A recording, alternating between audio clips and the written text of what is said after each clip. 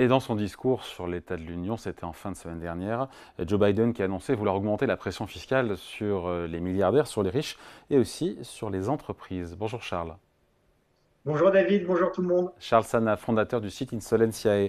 Déjà un peu de politique avant de parler d'économie. Le président, on le sait, il est candidat à sa succession. Bah, il fait de la politique quand il fait cette promesse de justice sociale. On sait qu'il est distancé dans les sondages par Donald Trump et il doit être offensif, il doit être convaincant. Voilà, offensif, convaincant. En parlant de Joe Biden, c'est compliqué. Alors Joe Biden, c'est un vieux monsieur qui est plus tout à fait très en forme. Donc effectivement, le match politique, qui est quand même à peu près le même que celui de l'élection précédente, avec exactement la même affiche, les mêmes joueurs, mais tous un petit peu plus vieux, ça fait pas rêver les Américains. Alors ça fait tellement pas rêver les Américains qu'effectivement on va avoir une polarisation sur sur chacune des positions traditionnelles des deux camps.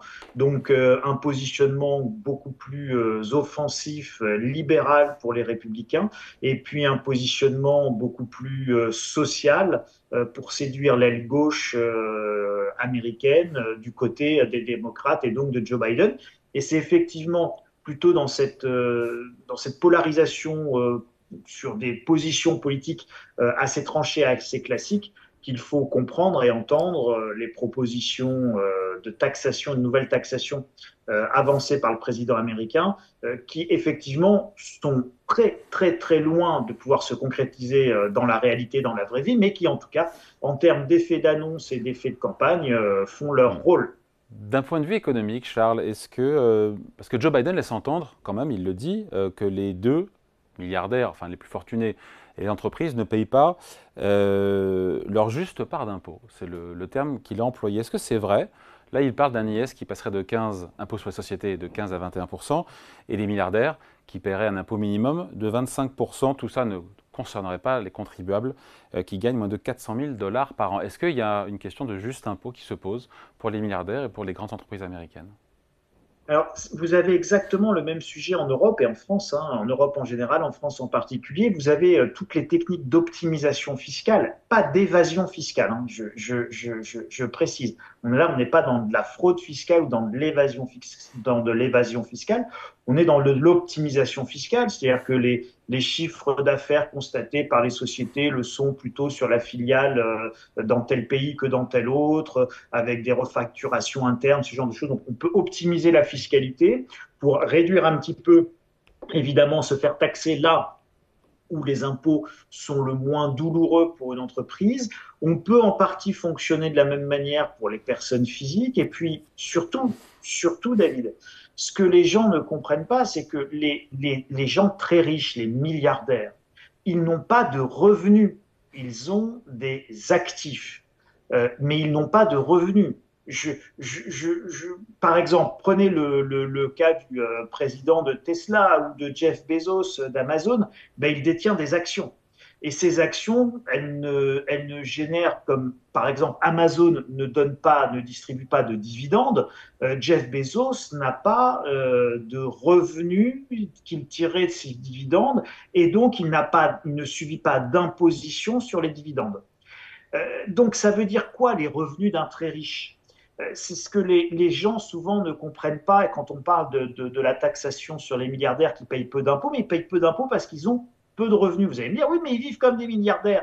Bien sûr qu'ils vivent comme des milliardaires parce que de la même manière que y a Roger qui est commercial VRP chez France Télécom, il roule, enfin chez Orange, il roule dans une petite Clio avec marqué Orange, qu'on appelle voiture de société, où ben, le milliardaire, il va avoir sa Bentley, mais la Bentley, ça va être une Bentley d'entreprise. Elle va être détenue par une société. Il n'aura pas eu de revenus forcément pour acheter sa Bentley. Son jet privé, eh bien, il va utiliser le jet privé de la filiale de transport de jet privé de ces entreprises.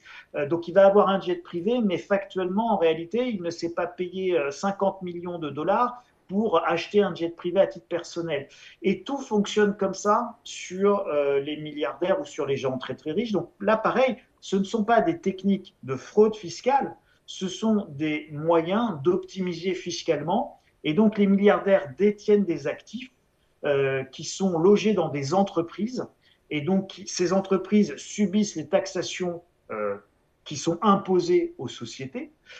Et donc, eux, à titre personnel, sont effectivement, en termes de pourcentage, relativement peu taxés, mais parce que voilà, ils utilisent un certain nombre de mécanismes, notamment en passant via les Donc sociétés. c'est utile, pardon, ou pas d'alourdir la taxation, encore une fois, je pense à l'IS, je répète, l'IS, passer le CAS à 21%, et impôt plancher de 25% pour les milliardaires, ça ne servira à rien puisqu'ils n'ont pas de revenus, c'est ça que vous me dites. En même temps, Alors, en même temps, il y a 1000 milliardaires aujourd'hui sur le sol américain qui paieraient 8,2% d'impôts. Voilà. Et là, on se dit, effectivement, il peut y avoir un souci, quoi.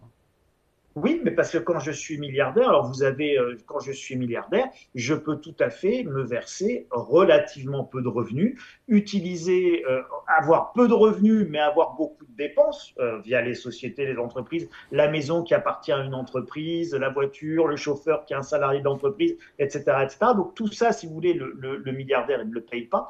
Donc à la fin, il y a une forte minoration des revenus et donc de la taxation.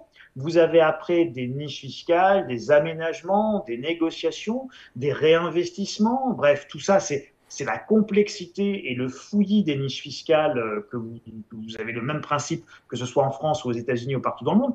Si vous voulez mettre un impôt minimum sur les milliardaires, bah, vous pouvez mettre un impôt minimum sur les revenus perçus, mais à ce moment-là, il faut retoucher l'ensemble de la fiscalité.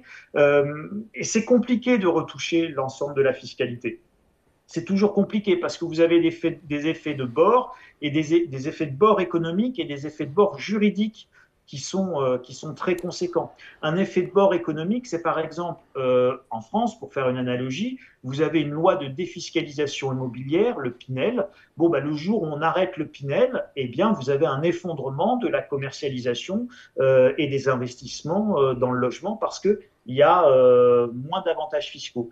Et finalement, l'abandon de ces avantages fiscaux vont coûter plus cher en recettes fiscales qui ne seront pas obtenues par l'État sur la TVA, sur les charges sociales payées par les ouvriers, etc., etc., que ce qui était donné paradoxalement sous forme Hmm. d'avantages fiscaux. Donc attention à tout ça, c'est très complexe. Les systèmes fiscaux aujourd'hui Ouais. sont devenus tellement raffinés, c'est très compliqué. Bon, en tout cas, cela représenterait, cette surtaxation des riches et des entreprises, 500 milliards de dollars en 10 ans.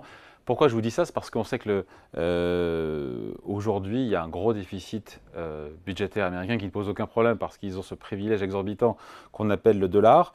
Mais l'objectif de Joe Biden, c'est de réduire de 3 000 milliards de dollars donc le déficit budgétaire. Il a raison dans le fond de ne pas laisser dériver les comptes publics. Oui, mais en fait, non. Enfin, en réalité, que ce soit de chacun des deux côtés de l'Atlantique, le problème est le même. C'est-à-dire que vous avez aujourd'hui un endettement et des déficits budgétaires qui, de toute façon, sont complètement hors de contrôle. On ne sait plus faire aujourd'hui de croissance économique sans avoir un endettement plus important que la croissance réalisée. Prenez le cas en France, on va dire qu'on est à 1% de croissance avec 5% de déficit Public. public. Ça veut dire que basiquement, pour faire 1 euro de croissance, on a dépensé 5 euros de dette. Voilà. Donc, quand vous en êtes rendu à ce niveau-là, et c'est exactement la même chose aux États-Unis, vous avez en réalité perdu le contrôle de votre système économique, de votre endettement. Là, aujourd'hui, l'enjeu, qu'il soit pour Joe Biden aux États-Unis ou qu'il soit pour Bruno Le Maire en France, c'est d'assurer la solvabilité à court terme du pays. Dans un contexte d'augmentation de taux d'intérêt, eh bien, vous avez un renchérissement évidemment des intérêts de la dette chaque année à payer. Et donc là, vous avez deux solutions. Vous réduisez un petit peu les dépenses ou vous trouvez de nouvelles recettes. Et donc, le plus facile, c'est toujours d'augmenter les impôts. C'est à la fois le plus facile, le plus rapide. Comme on augmente les impôts sur les riches, et c'est ce qu'avance Joe Biden, et ben c'est plutôt populaire. Vous avez 340 millions d'Américains, 1000 milliardaires concernés. Donc, bien évidemment, les 339 millions 999 000 machins d'Américains seront ravis de voir les 1000 Américains les plus riches payer les intérêts de la dette. Hormis ça, vous n'en avez rien arrangé du tout. Ouais, il y a une bizarrerie, on finit là-dessus là, en 30 secondes, quand on voit encore les performances économiques de l'oncle Sam des États-Unis. Si on met de côté la question effectivement du financement de cette bonne conjoncture par de la dette et du déficit, on le met de côté volontairement, mais si on regarde froidement les chiffres, la croissance, l'emploi, Wall Street, les salaires, tout ce qu'on veut, tout ça est robuste et pourtant les Américains ne font pas du tout crédit à Joe Biden de ses bons résultats. Comment on explique tout ça? Moi j'ai mon idée, je me dis que c'est cette inflation, alors je sais pas, sur 2 ans de 15 à 20%, qui a fait très mal aussi à la classe moyenne américaine et qui, quelque part, en veut un peu à Joe Biden. Ben oui, la classe américaine moyenne en veut à Joe Biden qui fait payer aux classes moyennes américaines le coût de la guerre en Ukraine et de la géopolitique américaine, de la même manière que les classes moyennes françaises subissent également et de la même manière cette inflation. Oui, mais il y a plus de croissance, pardon Charles, il y a plus de croissance. Enfin, encore une fois, le taux de chômage aux États-Unis, il est à moins de 5%. Les salaires sont en hausse de 5% aux États-Unis. Wall Street est au plus haut. La croissance est de 2,5% en 2023. Enfin, vraiment, les performances comme ça économiques sont étincelantes. Ou alors ça, ce sont les chiffres. Quand après vous allez voir dans la réalité du fonctionnement de l'économie américaine et de la vie quotidienne aux États-Unis, je ne vois pas de plein emploi quand je regarde les SDF dans les rues américaines, quand je regarde la délinquance aux États-Unis, quand je regarde le nombre de prisonniers aux États-Unis. Bon. Donc attention, on n'est pas sur, on compte pas tout à fait les choses de la même manière. Les gens ne s'inscrivent pas au chômage aux États-Unis comme ils s'inscrivent en France. Vous avez 8 semaines de couverture chômage d'un côté, vous avez 18 mois de l'autre. Bon, voilà. Donc, vous avez énormément de différences. Vous avez des dizaines de millions d'Américains qui sont des dizaines de millions d'Américains qui sont sortis de la population active ces dernières années. Donc, attention, attention aux statistiques américaines. Je ne vous dis pas qu'elles sont fausses. Je dis simplement qu'elles ont des biais et des effets loupes qui peuvent donner une vision assez erronée de la complexité de la situation sociale aux États-Unis et vous avez un véritable déclassement de la middle class aux États-Unis. D'ailleurs, Joe Biden, et je conclurai là-dessus, vous savez, le slogan de Trump, c'était Make America Great Again. Et là, c'est Make Middle Class work again, selon Joe Biden. Donc voilà, donc le discours de Joe Biden, il est vraiment axé effectivement sur ces classes moyennes qui souffrent terriblement aux États-Unis. Allez, merci beaucoup. Explication et point de vue signé Charles Sana, fondateur du site Insolencia. Et merci Charles, bonne semaine. Merci David, merci à tous.